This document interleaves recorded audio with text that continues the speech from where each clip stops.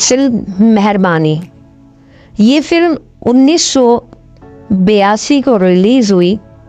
इस फिल्म के ख़ास अदाकारों में बाबरा शरीफ, नदीम, नजमा महबूब, मोहम्मद अली और नैयर सुल्ताना शामिल है। फिल्म में बाबरा शरीफ गांव की एक गरीब लड़की होती है। उसकी माँ उसे तंग करती है और पैसा कमाने का कहती है। बाबरा शरीफ को भी अमीर बनने की ख्वाहिश होती है, लिहाजा वो गांव से निकलकर शहर की तरफ आ जाती है।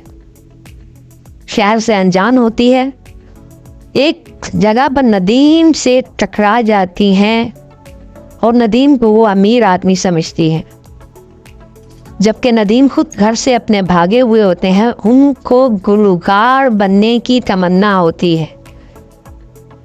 बहरहाल बाबरा शरीफ को जब पता चलता है कि वो अमीर आदमी नहीं, एक ऐसे ही गरीब सा आदमी है, तो वो उसे छोड़कर चली जाती है। और मोहम्मद अली, जो कि एक डॉक्टर के रूप में फिल्म में नज़र आते हैं, वो एक हमदर्द किस्म के डॉक्टर होते हैं और अमीर आदमी होते हैं। बाबरा शरीफ उनसे टकराती है। बाबरा शरीफ को वो अपने घर ले आता है। मोहम्मद अली और एज होता है, यानी बूढ़ा आदमी होता है, लेकिन पैसे वाला होता है। लिहाजा बाबरा शरीफ को चूँकि अमीर बनने की ख्वाहिश होती है, वो उस पर डोरे डालना शुरू कर देती है ताकि मोहम्मद अली, जो कि अमीर डॉक्टर होता है, उससे शादी कर ले और वो अमीर हो जाए। लेकिन मोहम्मद अली एक शरीफ नफस इंसान होते हैं। वो बाबरा शरीफ को अपनी बेटी की तरह समझते हैं। हाँ, हालांकि एक बार इलाके के लोग भी उस पर मोहम्मद अली पर एतराज़ उठाते हैं कि उन्होंने एक जवान लड़की को अपने घर में रखा हुआ है।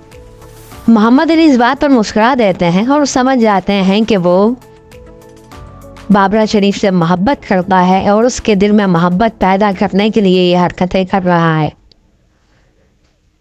नदीम और बाबरा शरीफ में मोहब्बत शुरू हो जाती है। और इस फिल्म का एक और मशहूर गाना है, दिल में महकती वफा की कसम, होठों की पहली दुआ की कसम, सुर की कसम, रागनी की कसम, दिल की कसम, दिलबरी की कसम, जिसने की थी पहली मोहब्बत, हाँ उसी की कसम, तेरे बिना जी नहीं सकेंगे हम।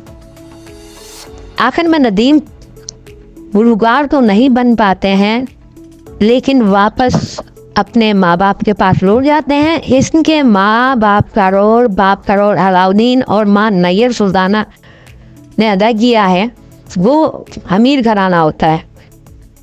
यहाँ एक एक्सीडेंट में नदीम अपनी आवाज़ को खो देता है, जिसकी वजह से वो बाबरा शरीफ से दूर हो जाता है और बाबरा शरीफ उसे बेवफा समझना शुरू कर देती है।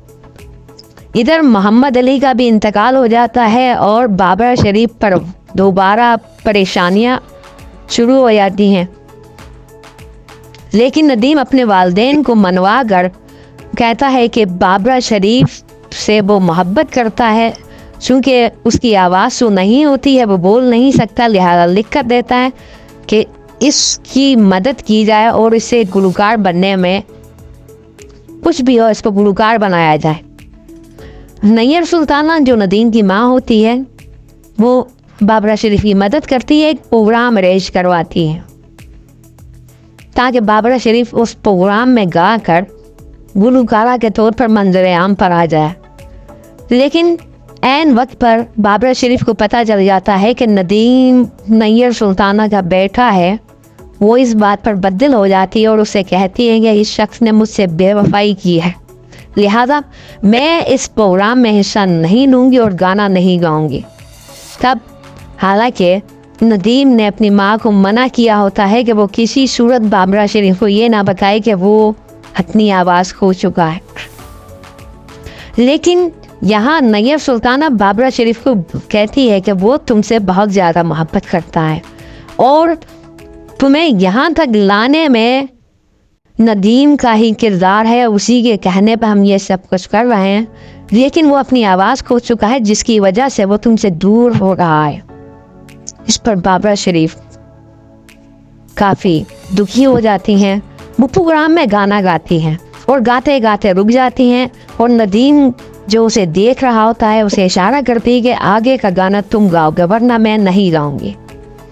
नदीम जिनकी आवाज़ नहीं होती है वो हैरत से बाबरा शरीफ को देखते हैं और कोशिश करते हैं कि उसकी आवाज़ लौटाए, और इसी कोशिश में नदीम की आवाज़ वापस आ जाती है। वो बाबरा शरीफ के साथ मिलकर गाना गाते हैं और यहीं पर फिल्म का इख्तिताम हो जाता है। बहुत अच्छी फिल्म है, देखने में आपको लुत्फ़ आएगा। कहानी भी अच्छी है। हदायतकार ने मजबूती से मुकम्मल फिल्म पे अपनी गिफ्ट रखी है। अदाकारों ने अच्छी अदाकारी की है। बाबरा शरीफ और नदीम अदाकारा दौर पर उरूज पर नज़र आए हैं।